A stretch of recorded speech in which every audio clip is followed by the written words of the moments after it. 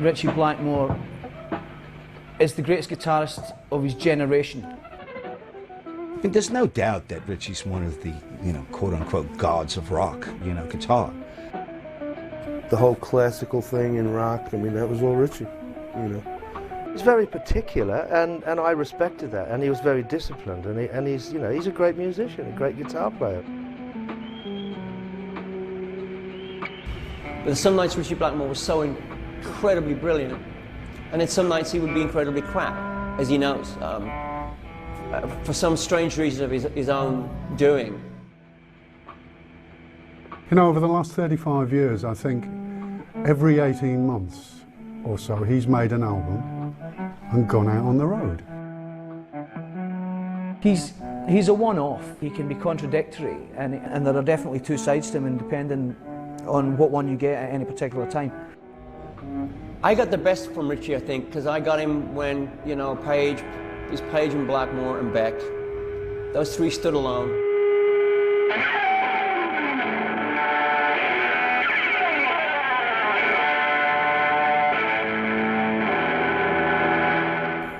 I think he's one of the most copied, mostly very unsuccessfully. I think he's untouchable. I'd always been a fan of Ritchie's. He was always my number one.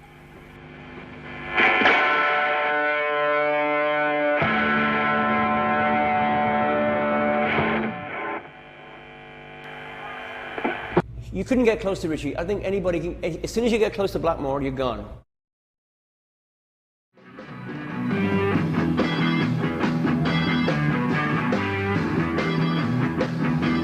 Going back to the early years, when I first started playing guitar, I used to go around every place where there was a band playing.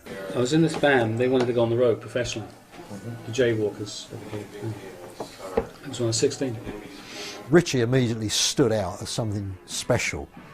When I first saw him, I thought, this guy is something a bit different.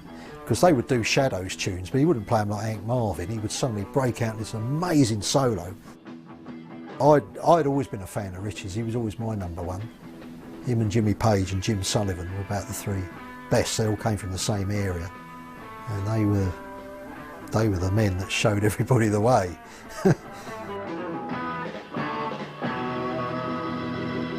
From 1962 to about 66, 67, Blackmore was in a whole string of bands, either as a session guy or on the road touring. You worked with people like Heinz, Tom Jones, Screaming Lord Sutch, The Outlaws. He put together a band called Mandrake Root in 1967 and was touring around Europe trying to just earn a living and get experience when the call came to start what was to become Deep Purple. So he was very much a working musician in the same way as Jimmy Page was, but he didn't quite have the kudos and credibility of a Jimmy Page, and I still think that rankles with him to this day.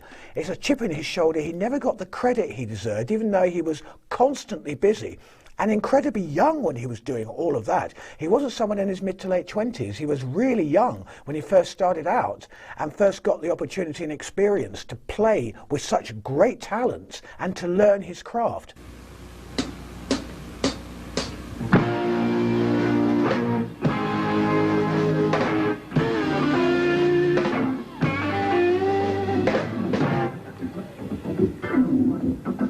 The whole atmosphere of working with the Deep Purple guys in the beginning was great because we were all new to one another, and there was a certain air of anticipation that we were going to deliver something a bit special, and I like to think we did.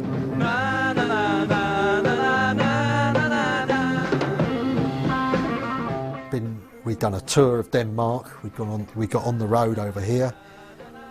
We made an album in 18 hours. They took a single off it, Hush. It went to number 2 or 3 in American charts. And 2 months later, we've been told we're touring America with big stars. Just like that. Unbelievable. I got a certain little girl, she's on my mind. No doubt about it, she looks so bad. She's the best girl that I've ever had. Sometimes she's gonna make me feel so bad. Na, na, na, na, na, na, na, na, na.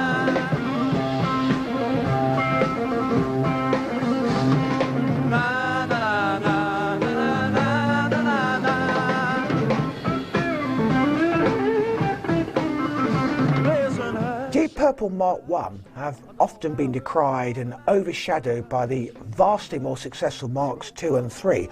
What Mark I had was a psychedelic edge and a fluidity and a sense of experimentation that possibly was a little missing later on in Deep Purple's career. It was also the start of a wonderful partnership between Ritchie Blackmore on guitar and John Lord on keyboards. Providing we keep ourselves together and we believe in what we do. We've never been great lyricists, and we don't write sort of fantastic melodies and tunes, you know.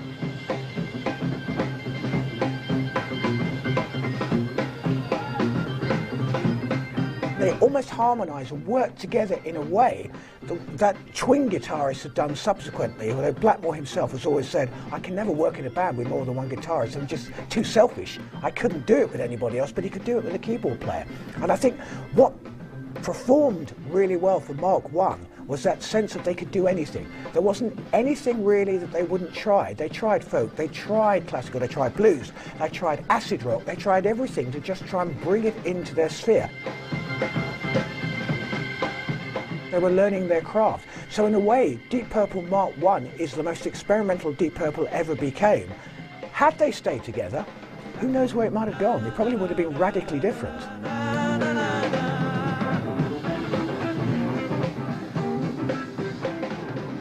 How long was the band together before the first album came out?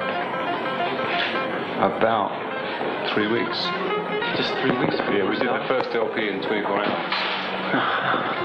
Is that we did everything was like first or second take. We couldn't afford to take any more than that. But the whole thing was done in 24 hours. My favourite Mark I track is a cover, River Deep Mountain High, which they did on the second album, Book of Taliesin. It's 10 minutes long, and it's a fantastic rising adventure of heavy rock. It's got everything in it, and it is such a tremendously energetic performance, but it also has a certain sense of control that sometimes was missing from other works that they had. Also worth listening to Mandrake Root and Wring That Neck, two tour de forces when Blackmore really comes into his own for the first time. And it's difficult to listen back now knowing what Blackmore achieved, but if you can imagine being in that situation at the end of the 60s, you really were listening to a guitarist who had some special qualities and talent and wasn't just mimicking people like Jimi Hendrix.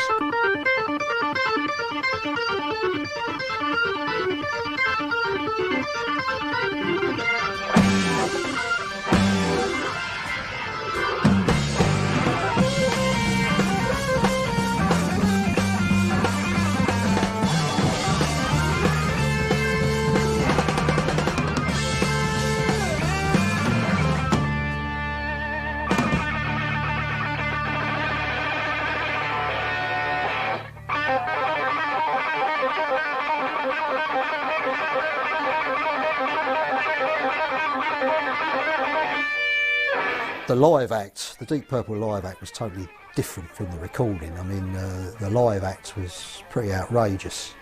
Most people couldn't follow our act.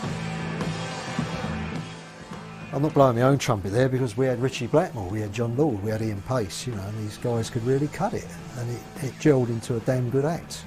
Ad-libbing was the great strength of the Mark I lineup, Mandrake Root, things like that.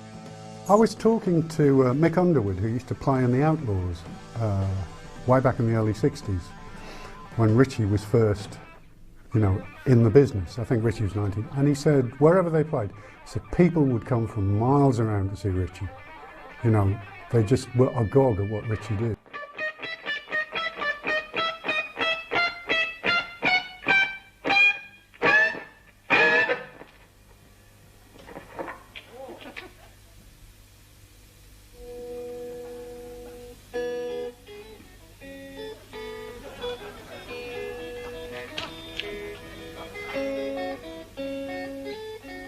He's not technically as proficient as some I've worked with, say Gary Moore or Randy Rhoads or Michael Schenker, Uli Roth, people like that.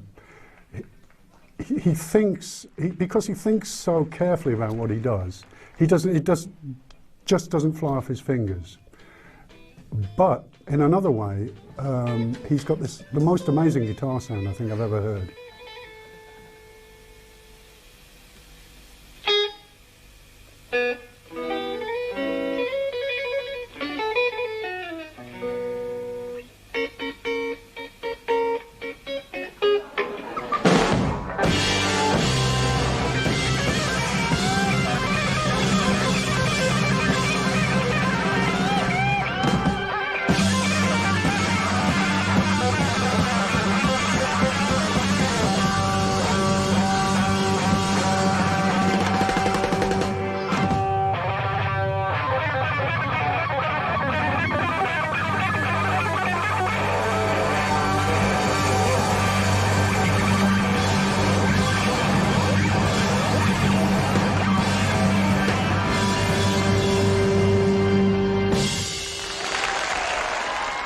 It's riveting, you know, for any, you know, it makes you go like that.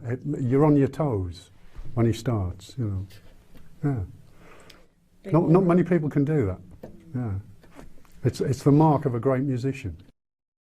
Ritchie Blackmore visually looked a bit of a mess, I have to say. In fact, the whole of Deep Purple Mark I seemed to be marketed and presented in a form of dandyish clothing, Regency clothing, if you want. It really didn't fit them. And they always looked ill at ease with everything that was part of them. When we made the third album, it was starting to look right musically, but it started to fragment sort of personally. I know Ritchie didn't really want to be involved in writing with John because he didn't want to do classical stuff, and there were kind of little bits of bitchiness creeping in. And I suppose when you've been living in one another's pockets solid for a year or two and recording, or never out of sight hardly, it's bound to happen, you know. It's like being in the army, you get sick of the sight of people. We had a few ups and downs, but we generally rubbed along pretty good.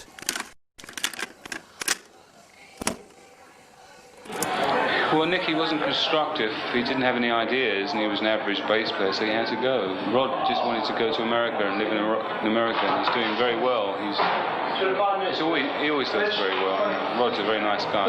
Well, so Nicky was, but he got very bitter.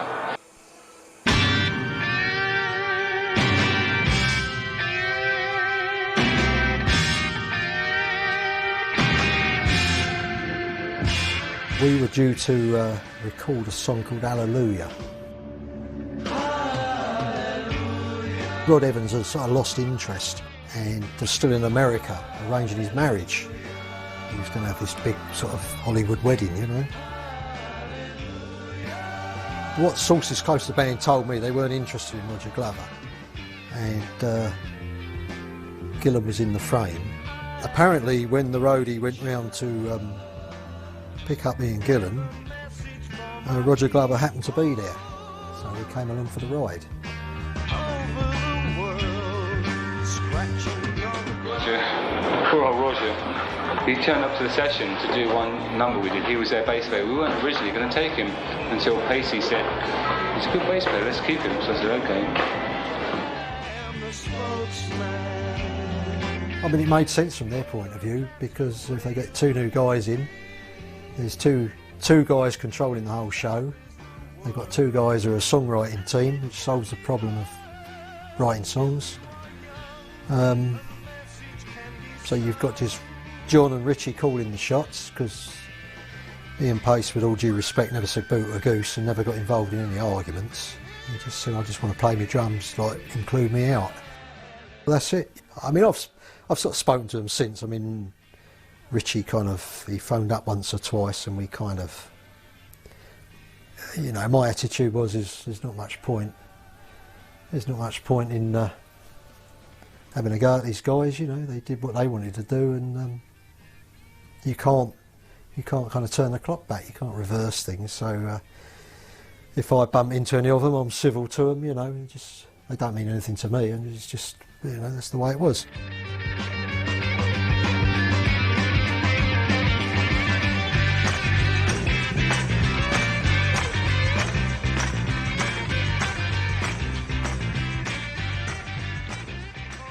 When Mark II Deep Purple came together, the first thing they did was daft in a way. They get concerto for group and orchestra live.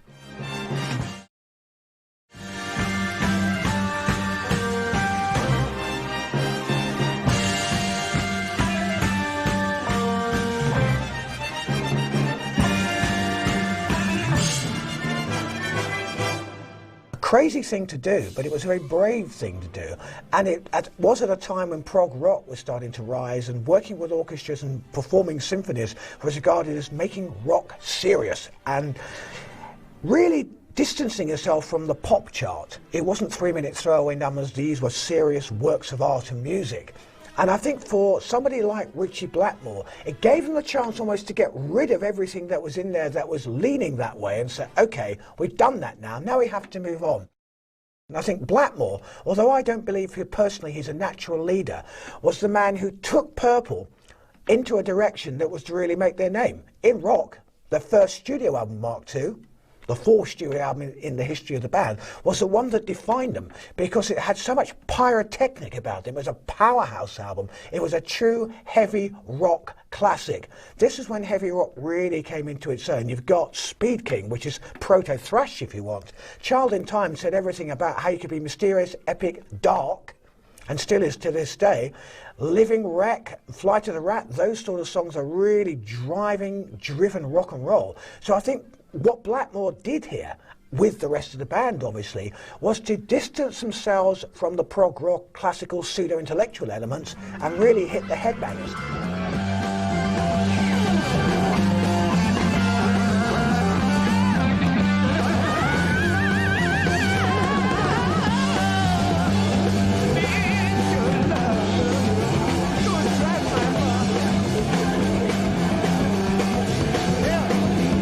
Purple, I think, Mark II, certainly in their formative days, their early days, was definitely a band. I think they believed they wrote it as a band. The chances are that Gillan would have a lyric and Blackmore would react to that. John Lord would have a keyboard idea or Blackmore would have a guitar part, but they'd all react to each other. And they'd build it from there. There was a magic about them. But I think if you listen to In Rock, Gillan is performing at his absolute peak. Blackmore really comes into his own with a style that is very rich in tone, but very dynamic, very thrusting, very powerful. And John Lord actually complements by fitting in to those areas that Blackmore doesn't cover. So in a way, Lord has become a supplemental musician to what Blackmore was doing, and Blackmore emerged very much as the musical leader of the band. In rock was something that I got fed up with playing with classical orchestras, and I thought, well, this is my turn. I'm the rock kind of thing, you know. So John was into more classical. I said, well, you've done that, I'll do the rock. Whatever turns out the best, we'll carry on with. And I said, if this fails, this record, then I'll play with orchestras the rest of my life. You don't think it failed? Pardon? You don't think it failed? In rock? Well, hardly. Rockin' to the east and west, hard-headed woman and a soft-hearted man. Cause the trouble since it all began. Took a little rice, took a little beans, rock and roll down to New Orleans. I'm a speed king, you gotta hear me sing. 'Cause I'm a speed king, see me fly. I'm a speed king, you gotta hear me sing. I'm a speed king, see me. Speed king, you gotta hear me sing. I'm a speed king, see me. When Deep Purple came into vogue, for me was probably on the in-rock period, where I just found them to be unique in their style.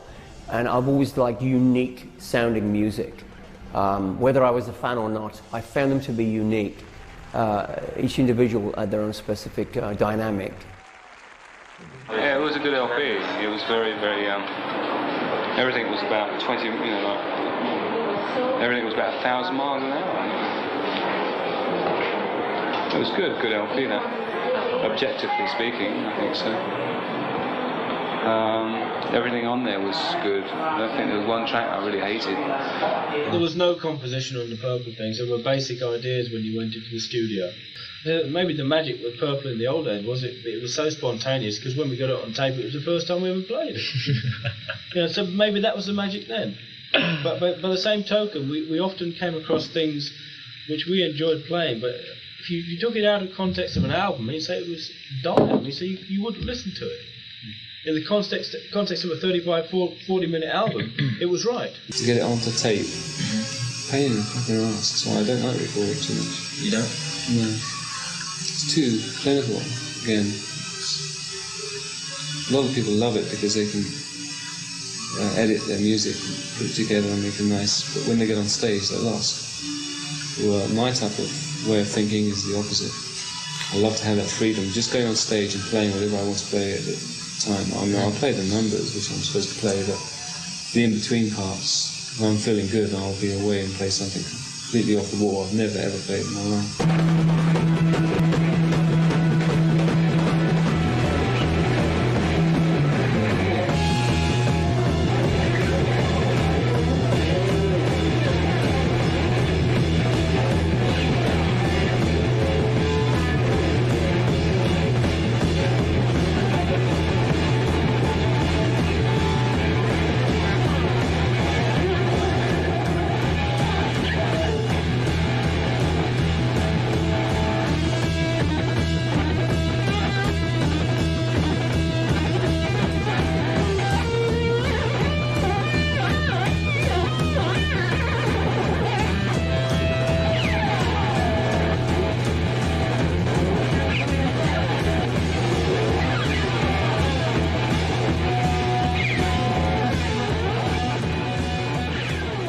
I love working with people who are going to push me because I get a lot of energy. For example, off of Ritchie.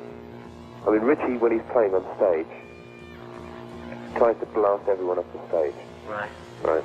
I mean, it's a kind of competition.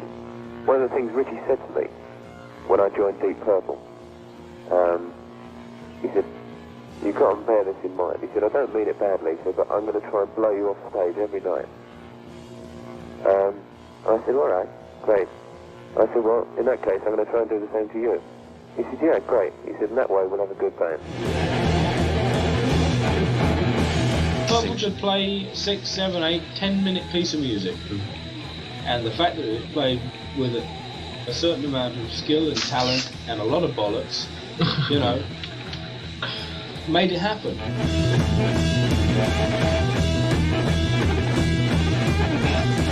On stage we have a lot of intense excitement. It's like adrenaline, kind of nervous presence. Right. People either love it or they get scared of it. You know? It's a bit too, you know. Right. That's why we have a lot of people that maybe hate us because we're so demanding. If you don't like the music, you've got to turn it off. What we put down, you just can't talk over our music. Right. And we don't want anybody talking over it, so they either say nothing or they leave. And that's why we get, for instance, no radio play in England, because the housewives can't do their dusting when we're playing on the radio. It probably interferes with the hoover or something. Ritchie Blackmore became a guitar hero with Deep Purple Mark II, there's no question about it. In rock was the moment really when he started to emerge, with Speed King especially, and also the tremendous power he put into Child in Time, but also disciplined performer. He'd learnt discipline, how to perform without overindulging.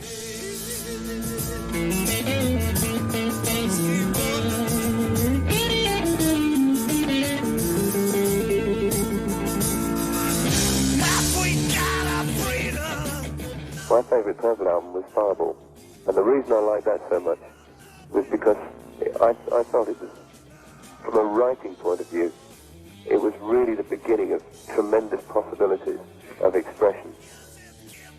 And some of the tracks on that album, I think, are really, really inventive. But I thought that it was a shame that we didn't sort of continue with that sort of expression in our writing, which, as opposed to the sort of slightly formulated approach to our later albums.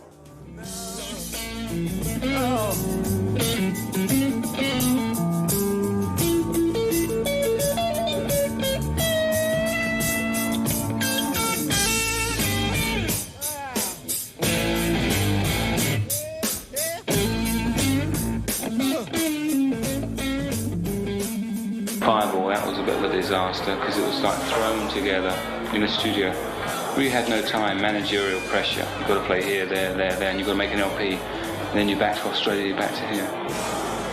I got kind of bitter about that. I thought, you know, if you want an LP, you've got to give us time. Right. And they wouldn't. So I got a little bit bitter there, and I just I just threw ideas to the rest of the group that I thought up on the spur of the moment. I had nothing in my head.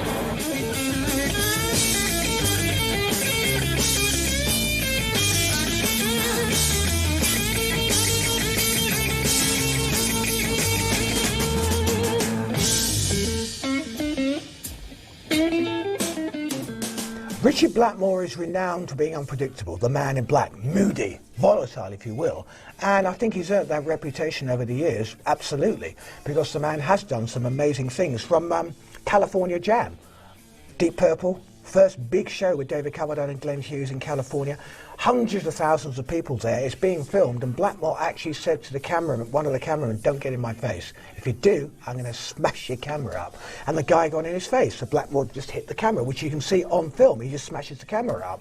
That's the sort of thing he can do. And he actually said, I warned you, so therefore I told you I'd do it, and I did. He also has a habit of basically saying on stage, especially to vocalists, especially in Rainbow, this is the area you're allowed to be in. If you step out of that area, I'm going to smack you over the head with my guitar. And he has done. So he's very much a control freak in that way, and very much unpredictable. He loves practical jokes as well, loves winding people up as part of his persona, as it were. And I'm sure it all goes down to the fact he's not very good at dealing with people in the right way. See, I have my own dressing room because I like to tune up, and I like my solitude before I go on stage. I tend not to get too involved in people because, to be quite honest, I find a lot of people are boring. I find myself boring most of the time. I don't like to be caught up. I always like to be the opposite. I always was at school. That's why I don't smoke. I used to find everybody at school smoking, you know. Oh, it's a big deal, man. Smoke, you know, rebellious image. Like, I thought, well, because of that, I won't smoke, and I never have, you know. Maybe if they hadn't smoked, I would have done, you know. Mind you, I was probably doing other things which were just as bad, if not worse, you know.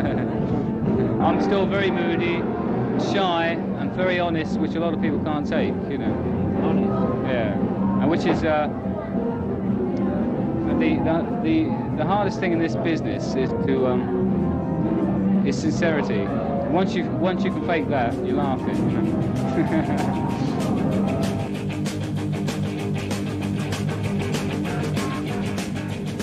Ritchie Blackmore has sort of developed a persona which I believe he's quite famous for now, where he just doesn't seem to like people. Now, I always seem to get on great with him. We'd go out to bars together, just the two of us, we'd rub along together. I always thought we got on great, but he would say strange things to me, like when you picked me up in the car, he said, you're always smiling and it annoys me. And I thought, that's a strange thing to say. I said, has it ever occurred to you that I'm smiling because I'm pleased to see you, Ritchie? And I thought, well, that's an odd thing to say. He's bawled people out, vocalists out in public before. He's had an ongoing public feud with Ian Gillan now for 3 decades. He's had an ongoing public feud with David Coverdale for nearly as long.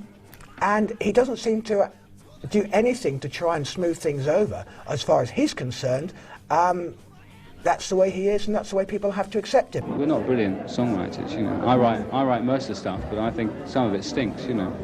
We only get away with it because we're so good musically, you know. In fact, I wish some people would come forward and write songs for us, because we need it.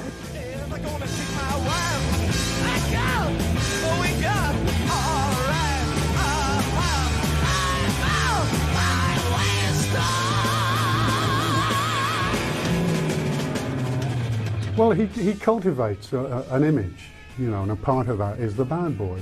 So nothing prepares you when you meet him for the charm and how quietly spoken he is and how direct he can be. But he is difficult to work with. Anybody who's any good is difficult to work with. He has a way of, you know, cutting through the self-indulgence, cutting through the dross, and getting to the meat of the matter. Whether it's music or your travel arrangements or the way you present yourself, you know, he wants it right, and he normally gets it. You know, he knows how to run a band. It's not an easy thing to do. Machine Head, they gave us, because of the Fireball result, they said, all right, we'll give you 2 months off. Consequently, it was a great LP, I thought. And we had ideas, Ian Gillan, himself and Roger.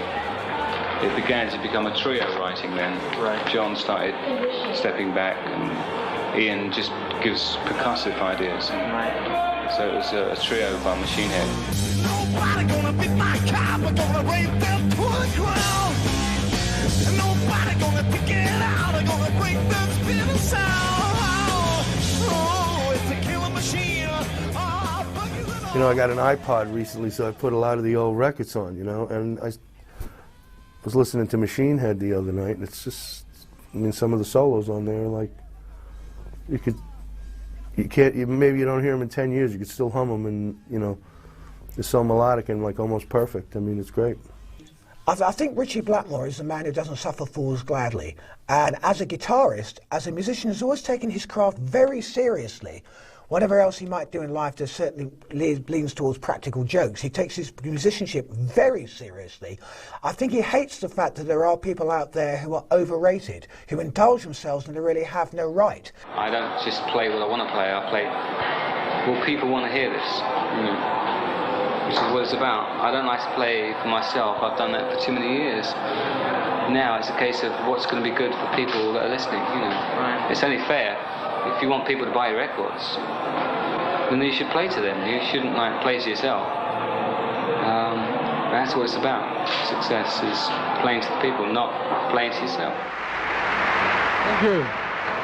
What was the title of your album? It's called Burn. Can you talk about your fairy tale discovery? Yeah, with the accent on fairy. I've always wanted to get on, you know. And I auditioned Deep Purple last year in August. No, it was... Presumably you're nearer normality than them. I mean, they've been living in this fantasy for so many years. Presumably the contrast between... I've always had the fantasy there, you know. Sorry? I've always wanted, I've known what it was about, you know. I just wanted to, instead of standing outside the door, I wanted to get in, you know. And you're happy now you're there? I'm very happy, yeah, right. David Coverdale brought a very bluesy approach, which Ian Gillan doesn't have. Throatier, darker, deeper, soulful voice. And I don't use those words, I mean, I'm using the words soul and funky in a way I feel comfortable with. What's the point of having two clones of Gillan and Glover coming in and recreating Machine Head?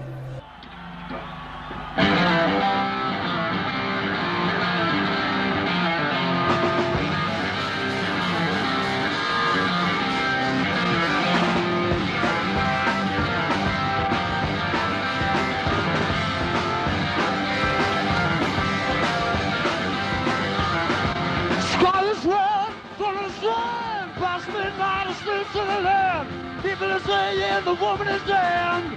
Mr. Bird with the wave of the hand. You see a progression in your album career? It's sort of gone like that, you know, to us. We've gone up and then taken one step back, then 3 steps, then 1 back, you know, in terms of the album.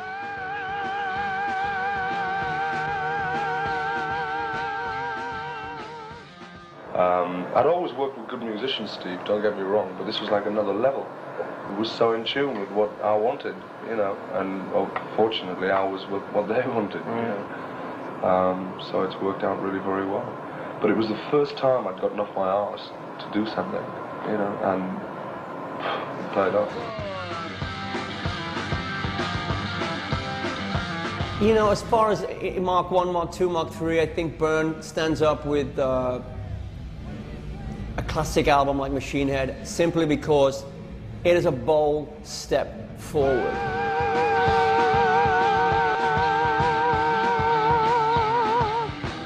Burn, I feel the balance between the Coverdale Hughes funky element, shall we say, and a more traditional Lord Blackmore classical heavy rock element worked brilliantly. We don't have many bad nights. In fact, since we've started, we've got on 3 fingers we've had maybe 3 bad nights. I mean, we do have a bad night. We don't fight. We just walk off, and we don't speak to each other. And the next day we go on stage. It's like that. We don't ever argue intensely. When we criticise each other, it's always polite criticism. Yeah, you're It's never... shit, man.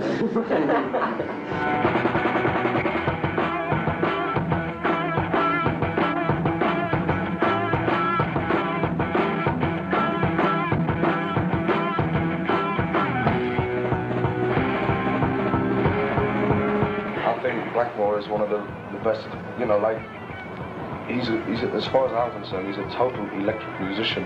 Him and Beck are on the same level as far as I'm concerned. Well, I think Ritchie's high because he's more consistent, you know, as much as I love Beck.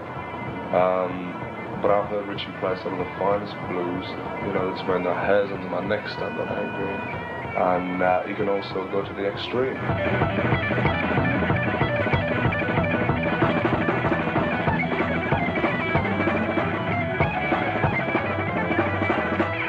When Ritchie's in a band, there's going to be tension and friction, and that's the way it's going to be.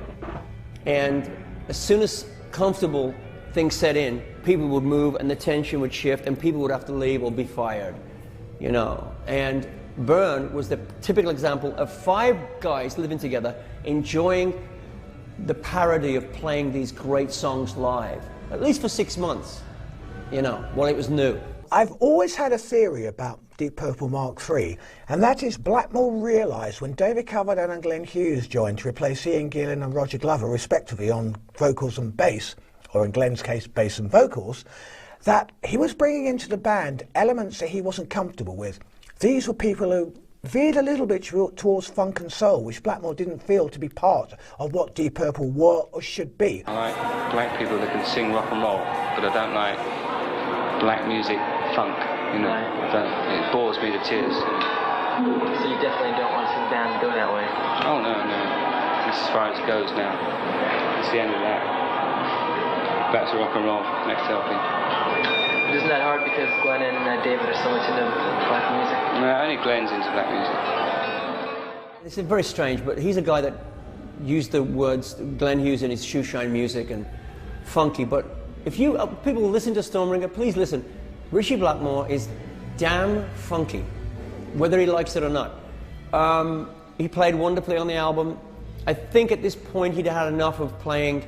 He'd lost his foothold, I think, as far as we were going in a more band direction, as far as Coverdale, Lord Pace and Hughes were.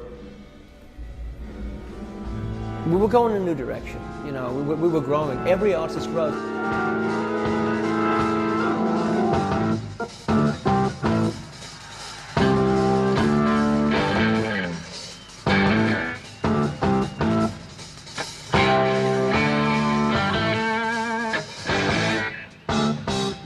He misunderstands well, I think he misunderstands when we talk about funky and things, because he's such a funky player, you know. Like his licks came up for the that song "You Can't Do It Right with the One You Love." What's that if it isn't funk, you know? But he thinks funk is the you know, I think his idea is like cool, you know, don't dig it, ding. James Brown. But then again, you know, he's thinking of it in the extreme sense. I'm thinking of it in the subtle sense, you know. Like one of the funkiest bands I've ever heard is Free, and that's one of Ritchie's favourite bands. Right. But he doesn't regard it as funky. He calls that heavy, you know what I mean? Yeah. But to me, it's funky as well as heavy, you know. When it came to Stormbringer, their second album, John Lord told me that when they were in the studio, he realised Blackmore was starting to write stuff for a different project and had lost interest in Deep Purple, to the extent that when it came to a guitar solo, Blackmore had always been so protective of his own area, just to say, tell you what, John, you take this solo, just do it in keyboards. I won't bother with it. It's John that actually said at the time, I realised then Blackmore really didn't have much interest in what we were doing and was going to take a different direction. And Blackmore himself has openly said, I wasn't into the funk and soul at all, really didn't feel comfortable with it, so therefore he decided, time to go. I have to quit. Now, at the time, he wasn't prepared to quit the band so much as take a side project. It started with Black Sheep of the Family, the song. I put it to the Purple, let's do the song. They went, no, why should we? I'm like, but it's such a great song. And they went, no, we didn't write it. I'm like, what's that got to do with anything? And I'm like, because you won't get any writing credits, you won't do this song? Yep. That was basically the bottom line. So I said, well, I'm going to do it with somebody else. And Ronnie was just around at the time. So they came up with that, came up with the B-side, and it suddenly mushroomed into an album. And at the time, Blackmore said that he felt it was going to be a side project. I'll put it out, and then I'll go back to Deep Purple. But the further into the project he got, the more he realised how much he was enjoying working on this type of music, and how divorced he'd become from Deep Purple, and it was time to move on. Therefore, Rainbow became his focus, and Deep Purple were left in the past. We finished the LP and I was really pleased with that. Came back to the LP. And then we had a tour with Deep Purple, and after about the third gig I realised that I'd been spoilt. During making this LP, I'd enjoyed it so much that going back with Purple was becoming a hardship, I really thought. Because everybody was egotistical, including myself. And it was really getting very hard to put together an LP. Nobody really had that many ideas, and it was what ideas were going around I didn't personally like. So most of the band were going towards funk and shoeshine music, if you like, you know. Anyway, about halfway through the tour, I decided to tell the band, I said, look, I don't want to go in the studio. And you know, they took it well. And they just had a holiday and got another guitarist, to cut a long story short.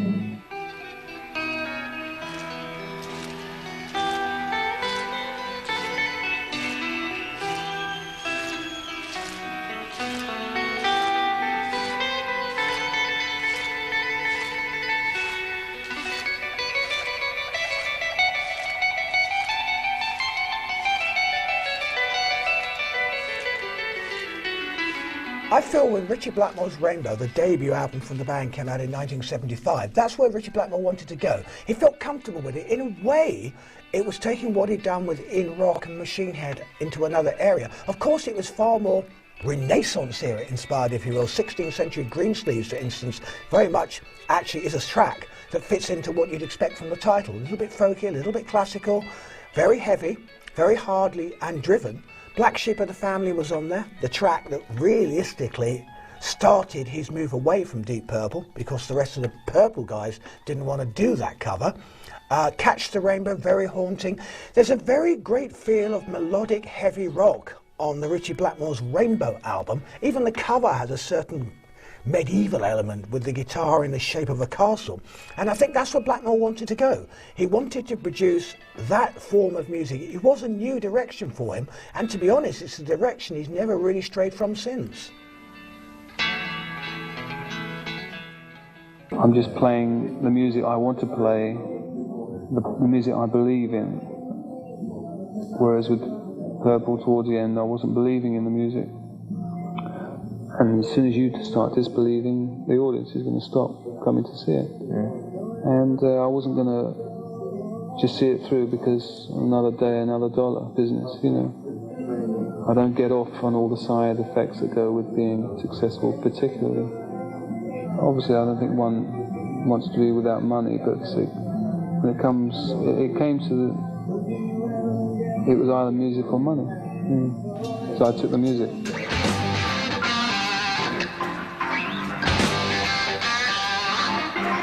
I respected Ritchie. I think he's a brilliant guitar player, a good friend, a hell of a great guy to me. You know, he's weird and all that. You know, that's his image, isn't it? I think Ronnie suited the band the most. This is how I sing, and at balls, you know, big ones. We put the LP down in a month. It's come out. I'm being modest and saying it's kind of brilliant. It's come out very well.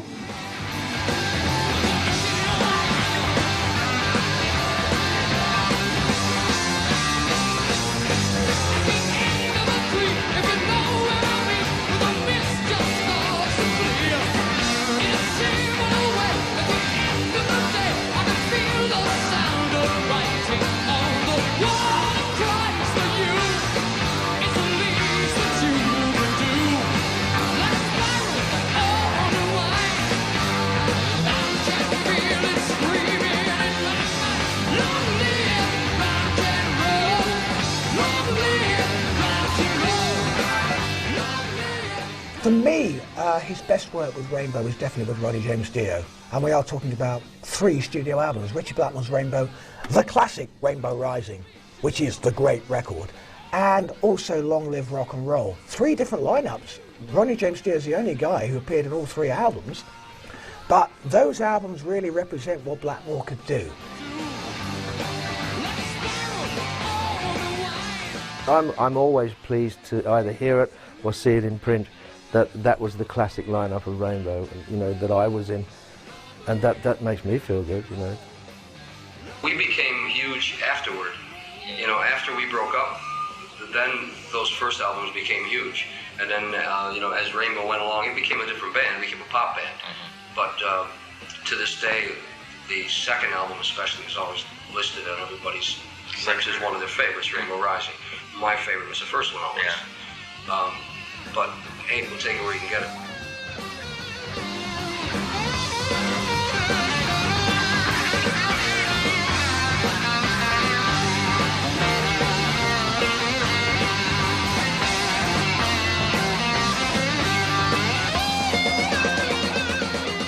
It was a well-oiled professional machine, run well. Everybody was disciplined and professional and, you know, good attitude. I got on great with Cozy. We were, you know, pals. Ronnie was a lovely bloke. As soon as I was in the band, you know, I was kind of like a young lad. So he sort of took me under his wing, and you know, and I felt comfortable in it, you know. And I got on fine with Ritchie too. Never had a problem. I'd had people say to me, "Oh, be careful of Ritchie. You know, he chews people up and spits them out, and you may not last long, and you might be out of a gig and all that sort of thing." Oh, isn't Blackmore weird? Isn't he difficult? Isn't he hard to deal with? Isn't he an arsehole? Isn't he this? Isn't he that? I didn't have a problem. I got on and did the job, didn't rock the boat. You know, I wasn't a yes man, but I just, you know, did the job professionally. I was reliable, and I didn't let anybody down. I think Ritchie's can be demanding, but that's not a bad thing. You know, he's very disciplined, and he expects everyone else to be disciplined, and that's not a bad thing. You know, I actually enjoyed it. I think with Ritchie Blackmore, like most great musicians, like most musicians who've achieved anything, there's always a fine balance between lack of confidence and overconfidence, ego, if you will. I'm sure there are moments when Blackmore doubts himself and doesn't quite know where he really wants to go and whether what he's doing is worthwhile. But of course, that's complemented by other times when his ego just gets way out of control, and the man himself is capable of walking off stage at Wembley Arena without doing an encore because he says the crowd don't deserve it. Now that's a fascinating thing to say, but also I think there is a point in the fact that what Blackmore says is encores should be about a rapport. It has to be something earned by the band and by the audience. And when neither really achieves that, what's the point in doing it? Because you're just deluding yourselves. It becomes just a matter of rote and not something that's part of a spontaneous effect. And I think that's what makes Blackmore tick. He's such a complex character. I have no doubts he has crises of confidence on occasion, but hides it well because he's also become a bit reclusive. And also on top of that, I think he's also very bad at dealing with people. He's not a natural band leader. Over the years, you look at the way he's treated people, in Rainbow especially, he's not somebody who seems to nurture and guide. He offers the stick, but never actually sort of has the carrot as well dangling. I don't consider myself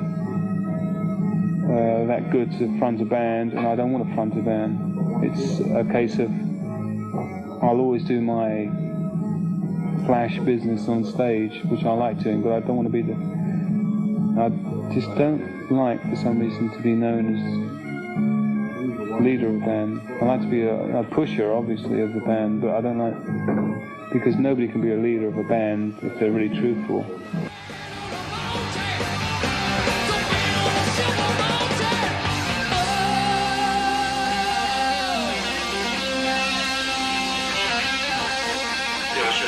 We never really carried on. We never progressed. As far as I was concerned, the band was regressing and not progressing. We had a lot of tools there, but you know, the band became live, especially, you know, rather dissatisfying, and it was always a, you know, solo for Ritchie in the beginning, solo in the middle, solo in the end, every song. And after a while, I mean, you know, even the laziest of people probably are going to want to do some more. And I'm not lazy, and I want to sing all the time, not all the time. But, you know, I mean, I saw no sense in it.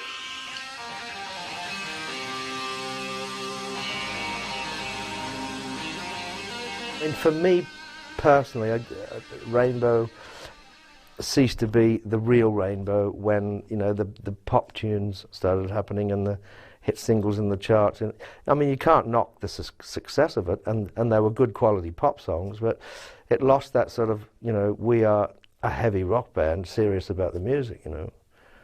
For me, that was a little disappointing to see that happening.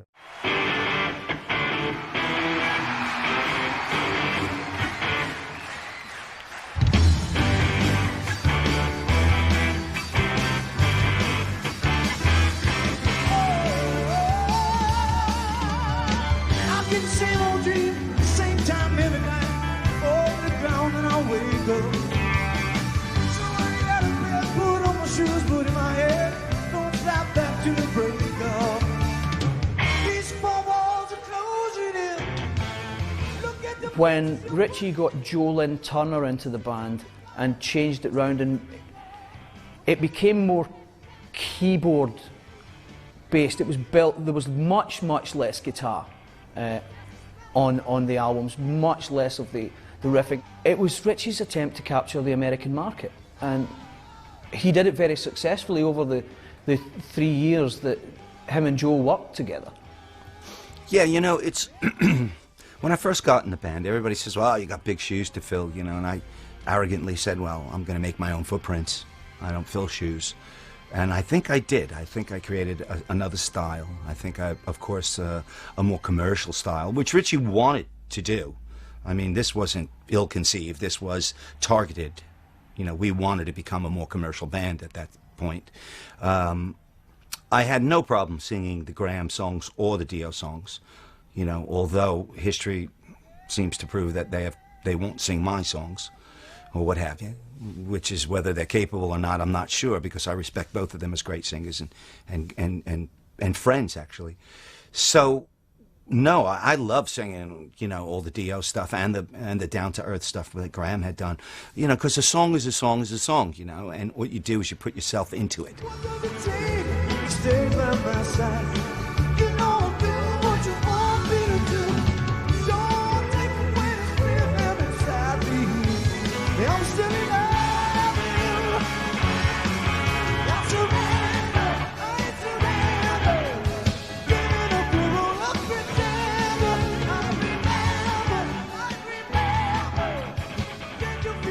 down. I thought a lot of the songs were good, but I didn't really go for the pop sensibility. When I go and see Ritchie Blackmore's Rainbow, I want to see him playing guitar. When I buy an album, I want to hear him rocking out. That's just me. But that's what inspired me, that's what drove me, and that's what I enjoy.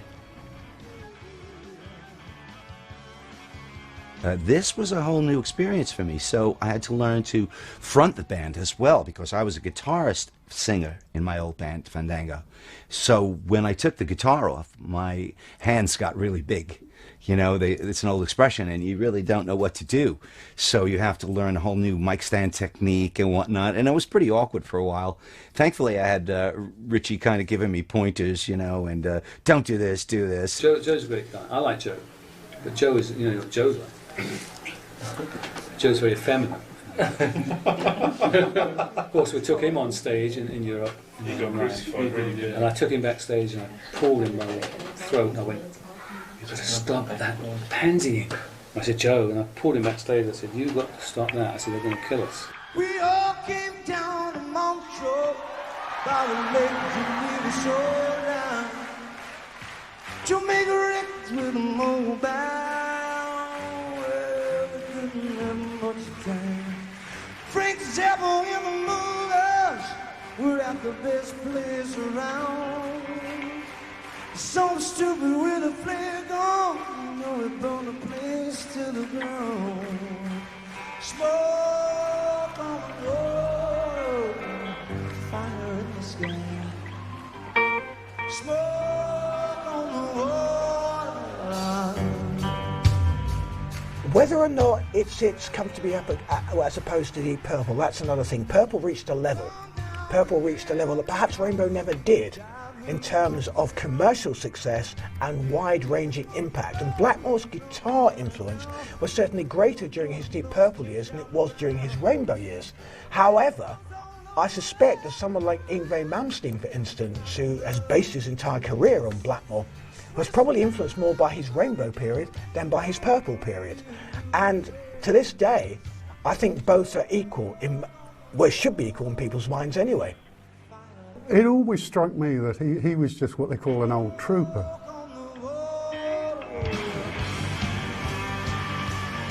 I mean, his record, over the last 35 years, I think every 18 months or so, he's made an album and gone out on the road. That's what he does, come hell or high water. He just gets the product out and he goes out with a band. It's a considerable achievement. Along the way, he's made some amazing music.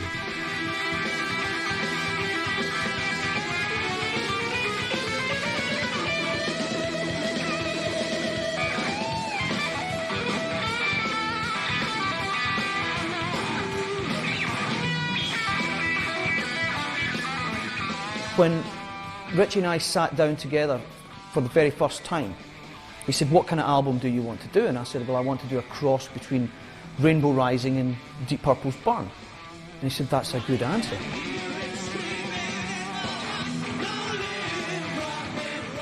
We started off going in a heavy direction, which was the original intent of what Rainbow was back at the beginning. But then he kind of backed off and said, well, but we need to have songs that girls will relate to. He definitely wanted to have some lighter, more melodic tunes in there, just in case one of them took off and became the next Street of Dreams or, the next I Surrender or whatever. That didn't happen. Times there were a change, and grunge was a huge, was coming out, and we were fighting very much against that. And as far as doing songs for girls, no girls ever came to a show. It was all look out and it was just to see a guy. It's just hello, and I'd sing a love song. It was kind of weird.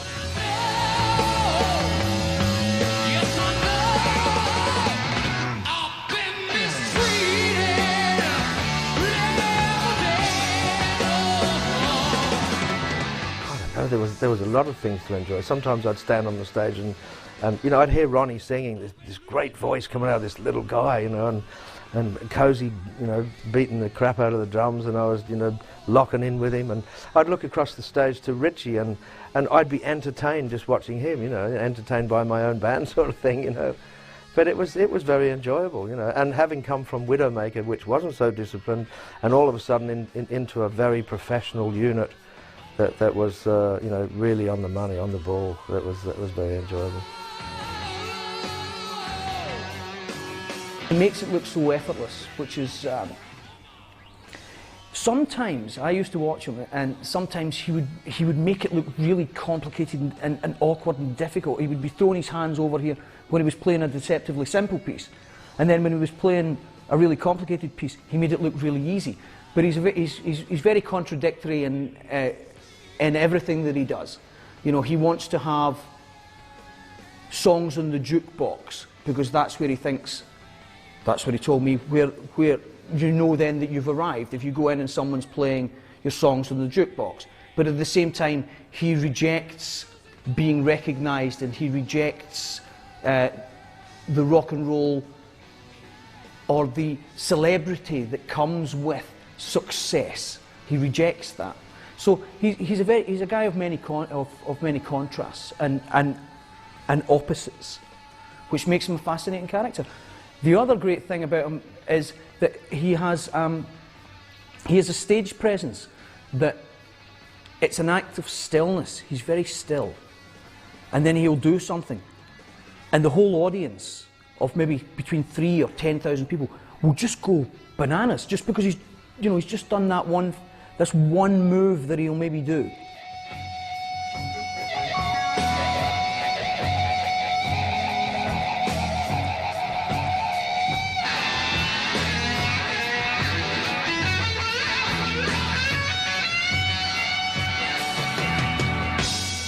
There's no doubt that Ritchie's one of the, quote-unquote gods of rock, guitar.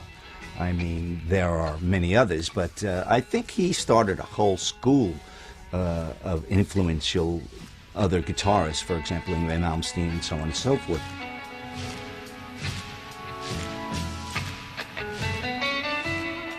Blackmore stood alone.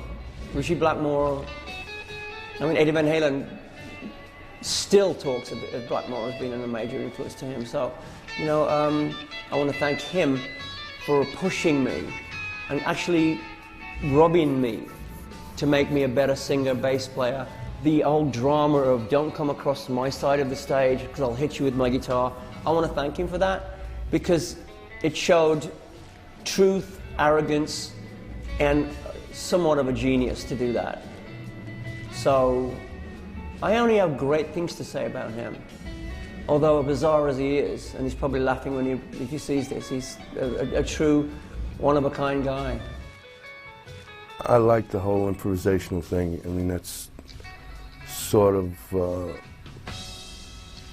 the way I was schooled growing up. The bands I like Cream, and they always had that free kind of, here's the beginning, here's the middle, here's the end, let's go for it somewhere in the center, you know, and I love that kind of playing. I still do.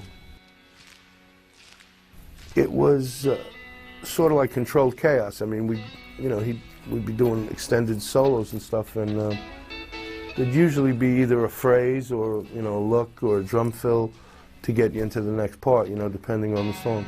Oh yeah, and if you look at the set list, I think it's only about 8 or 9 songs or something, and it goes for almost 2 hours, because there were lots of little like medley things in there and improvisation bits that were almost kind of rehearsed and disciplined improvisations. It wasn't just, you know, let loose, do what you like, but it made the songs quite lengthy. You know, you just have to keep your eye on Ritchie, and when he'd do one of those, you'd know his next part was coming, you know. It was pretty cool.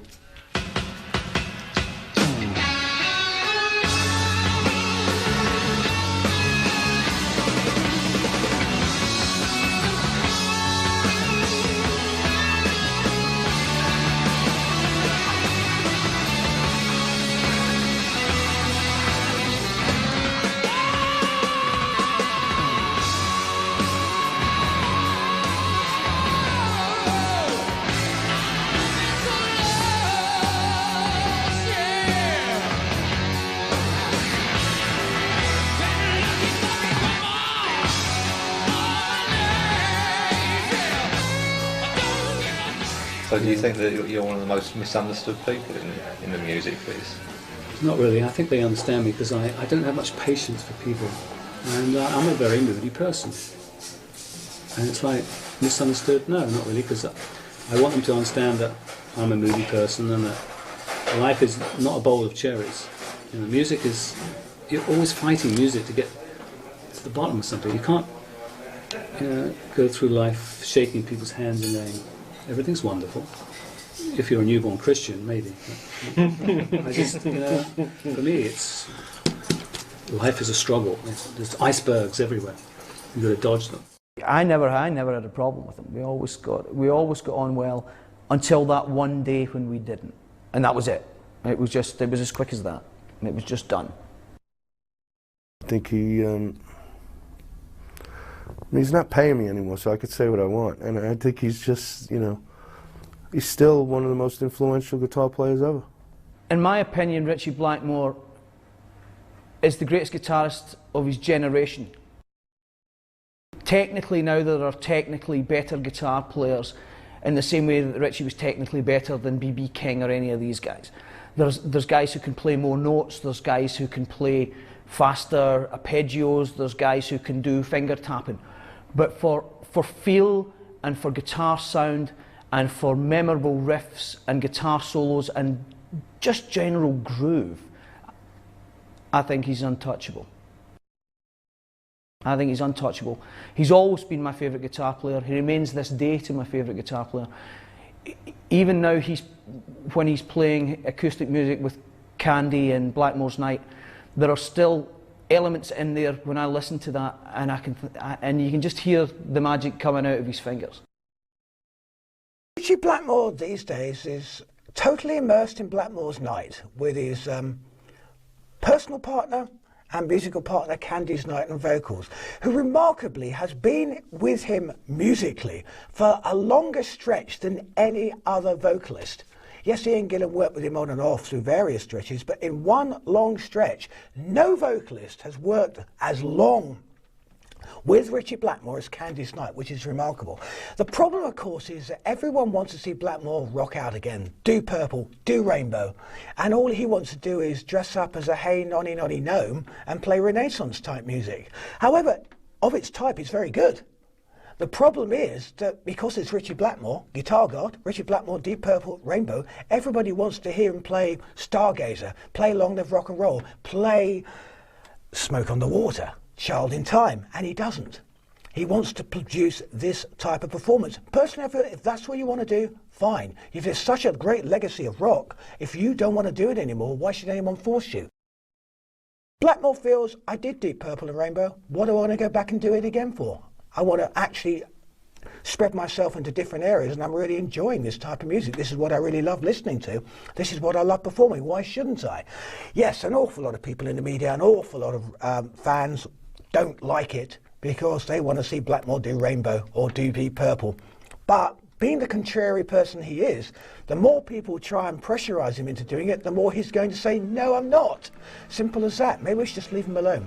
And there are little hints on the last couple of albums just starting to suggest he's getting back the mojo to rock. Fingers crossed it carries on, because I'd love to see him do it one last time.